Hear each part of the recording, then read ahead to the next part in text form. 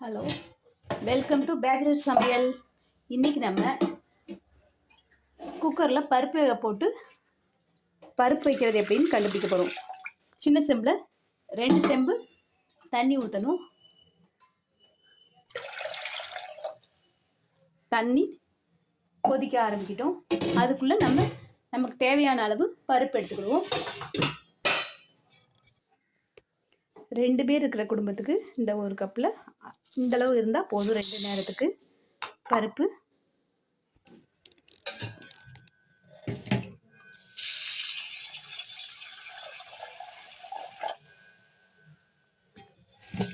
பருப்பை நல்லா கழுவிடணும்.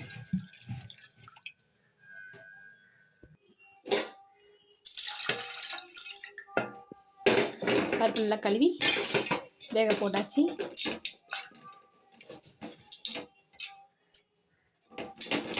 அது கூட மஞ்சள் பொடி, 2 சின்ன வெங்காயம்,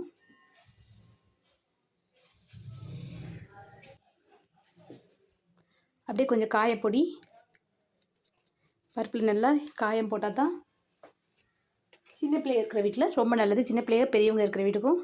அப்புறம் பொங்காமல் இருக்கிற அளவுக்கு கொஞ்சோண்டு எண்ணெய். இப்போ நம்ம குக்கரை மூடி வேக வைக்க போகிறோம். ஒரு 5-6 சத்தம் வைக்கணும். ஏன்னா பருப்புன்றதால நல்லா வெந்தால் தான் ரொம்ப நல்லாயிருக்கும். இப்போ பருப்பு வெந்துருச்சு.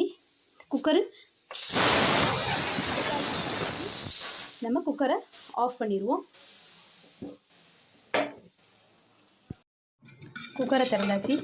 பருப்பு நல்லா மசிய வெந்திருக்கு. இனி தாளிக்க வேண்டியது தான். எண்ணெய் காஞ்சிருச்சு. இப்போது கடுகு உளுந்த பருப்பு கொஞ்சோண்டு சீரகம், 2-3 மிளகு, அது 2 வத்தலை 4 கிள்ளி போட்டிருக்கோம். நல்லா பொரியட்டும். கொஞ்சோண்டு வெங்காயமும் கருவேப்பிலையும் போட்டுருவோம். இது பருப்பு தாளிக்கிறதுக்கு. பருப்பு வாசமாக இருக்குன்னா கொஞ்சம் சீரகம் மிளகு இருந்தாலும் நல்லா வாசமாக இருக்கும். பொன்னிறமாக வதங்கட்டும். நல்லா வெங்காயம் பொன்னிறமாக வதங்கிடுச்சு. இப்போ இதில் நம்ம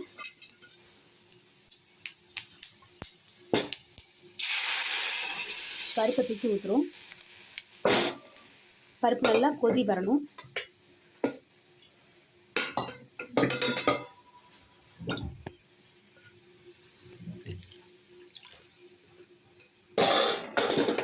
பருப்பு நல்லா ஊற்றியாச்சு. இப்போது இதில் கொஞ்சம் கொதிக்கிறணும். அதுக்குள்ளே கொஞ்சம் உப்பு போடணும். தேவையான அளவுக்கு உப்பு போட்டாச்சு. கொதிக்கும்போது பருப்பு உப்பும் கலந்துரும்.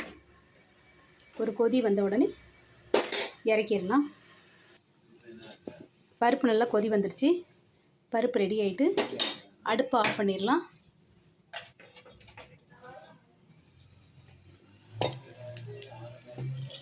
உங்களுக்கு இந்த பருப்பு பிடிச்சிருந்தா லைக் பண்ணுங்கள், ஷேர் பண்ணுங்கள், மறக்காமல் சப்ஸ்கிரைப் பண்ணுங்கள். தேங்க்யூ.